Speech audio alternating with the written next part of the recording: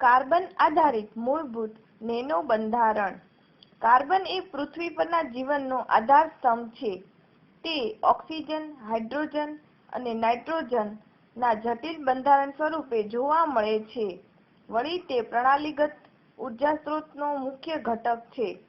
વધારામાં કાર્બન ધરાવતા પદાર્થો અનેકવિધ ભૌતિક ગુણધર્મો ધરાવે છે કે જે નીચે મુજબના મૂળભૂત કારણોને આધીન છે. પ્રથમ, કાર્બન પરમાણુ બીજા વિવિધ પ્રકારના પરમાણુઓ સાથે એક સાથે સહસંયોજક બંધ રચી શકે છે, જેની મદદથી પરમાણુઓની લાંબી સાંકળ રચી શકાય છે.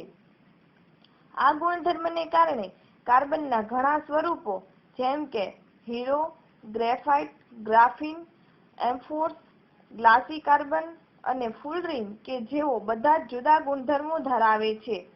બીજું અને સૌથી અગત્યનું કારણ એ છે કે કાર્બન સિવાય બીજું કોઈ તત્વ આવી મજબૂતાઈથી તેમજ જુદી જુદી સંખ્યાના ઇલેક્ટ્રોનની ભાગીદારીથી સહસંયોજક બંધ રચી જોડાણ કરી શકતું નથી.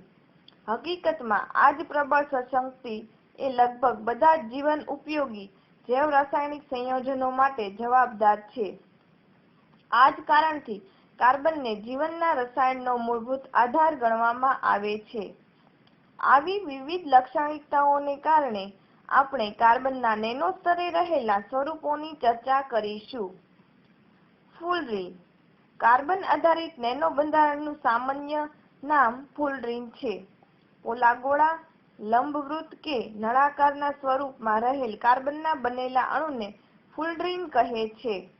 ફુલરીનનું બંધારણ ગ્રેફાઇટ જેવું જ હોય છે કે જેમાં પંચકોણીય, ષષ્ઠકોણીય અને ઘણી વખત સપ્તકોણીય આંતરગૂંથેલી રીંગોના બનેલા ગ્રાફીનની થપ્પીઓ જેવું હોય છે. 1985માં Robert F. Curl, Harold W. Kroto, James Heath, Richard E. સ્મોલીએ અને શેન ઓ બ્રાએ માસ સ્પેક્ટ્રોગ્રાફના પ્રયોગની મદદથી ફુલરીનની શોધ કરી હતી. ફુલરીન એ કાર્બનના 60 પરમાણુઓ C60 નું ડોમ આકારનું પોલા ગોળા જેવું બંધારણ ધરાવે છે. જુઓ આકૃતિ. ફુલરીન શબ્દમાં આવતો પ્રત્યય NE સૂચવે છે કે પ્રત્યેક કાર્બન પરમાણુ બીજા 3 કાર્બન પરમાણુઓ સાથે એક દ્વિબંધ હોય તે રીતે સહસંયોજક બંધ રચે છે.